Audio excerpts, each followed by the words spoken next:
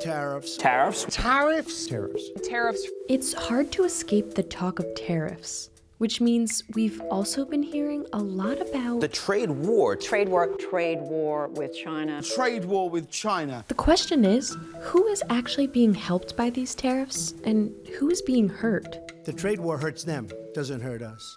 Our trade policies have been a disaster. I think it's great to air the other side. I'd come out in favor of the tariffs. I'm one of those people who just doesn't get it, Mr. President. We've rounded up an all-star team to help explain how we wound up in a trade war in the first place. Let's start with the basics.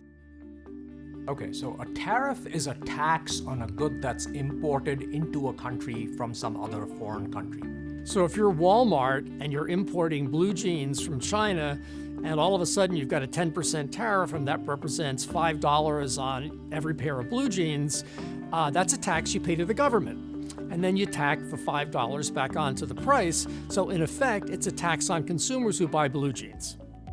When did countries start using tariffs? So tariffs date back to the founding of America and was a major source of funding for the government for centuries. And the primary rationale at that point in time was to use the tariffs to generate revenue. Now, the objective is primarily to hurt an importing country and/or to help one or more domestic sectors of the American economy. That's what we're seeing now. President Trump claims that the tariffs he's imposing on imports from China and other nations as well protect American manufacturers, American producers, American agriculture. The president may see the tariffs he's imposed as a defense measure, but China sees them as an act of aggression, and that's sparked our current trade war. How did this all start? A trade war occurs when one country imposes tariffs or tries to block exports from another country, and then the country that is being blocked responds and retaliates by imposing tariffs on imports into their country. And that's precisely what's happened between the US and China. I think a significant part of the Trumpian worldview is we have a very, very large bilateral trade deficit with China. So simply put, the trade deficit is exports minus imports. They sell $540 billion to us and we sell $120 billion to them, so that the balance of trade is very, very lopsided in China's favor, and this is the target that Trump has taken on. And this is the reason why we're now involved in a trade war. So President Trump obviously ran for office on a platform of strengthening the American manufacturing sector. And the primary means by which he's done this, as far as it relates to trade, is imposing tariffs on China, on European nations. China is by far the country with which he's had the most aggressive stance as it relates to the implementation of tariffs. Okay, will all of these tariffs fix the trade imbalance?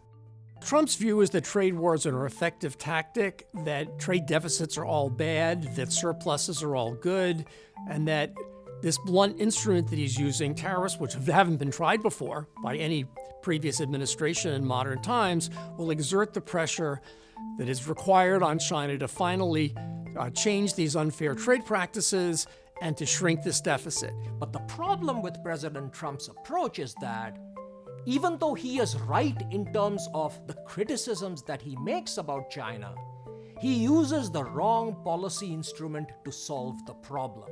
So he seems to think, he meaning President Trump, that just by levying tariffs on Chinese products, we're going to be able to teach China a lesson and we're going to, in his language, win this trade war with China.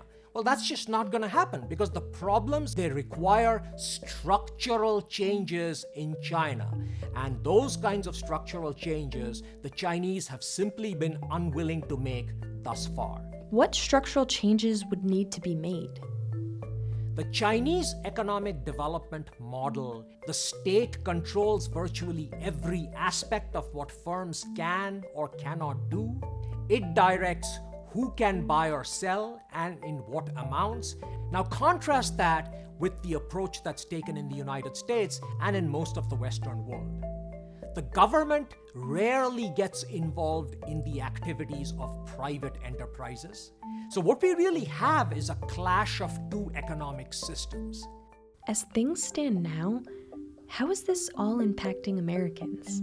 The Federal Reserve has estimated that as a result of the trade war with China, American consumers are going to have to deal with an additional $800 in annual costs. That's a lot of money for some households. There's no question that the biggest losers in this whole trade war are going to be low-income households, because they tend to buy the inexpensive goods that the Chinese can make a lot less expensively than U.S. producers can make.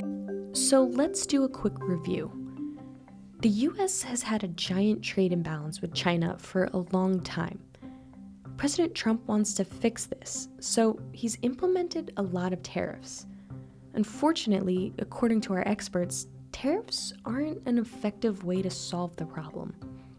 In the meantime, the tit-for-tat tariffs have grown into a full-blown trade war, and that's resulting in higher prices for American consumers. So, is there a way to cut trade deficits with China without causing American consumers or businesses more pain? I think a lot of economists believe that the real solution is to find a way to open the Chinese market to U.S. goods in ways it's never been opened before. The way I see it, there is only one approach. And that one chance is for the United States to engage in robust diplomacy with the European Union. And the European Union and the United States needs to put up a combined EU-US or North America front telling the Chinese that, you know what? All of our firms are affected by policies that we deem are fundamentally unfair. So if you want to have a regime which is based on openness, globalization with the free flow of goods and services, you better change the way in which you do business. The ultimate goal is not to leave these tariffs on for all time so that U.S. consumers get hit. He wants to get rid of tariffs. At least that's his stated goal. So in order to do that, you have to get the Chinese to buy more of our goods. This is a bipartisan issue which will take significant amount of effort to resolve, and it's not going to happen because it's, hey, only a Republican or only a Democrat issue or only the creation of President Trump. It's far deeper than that.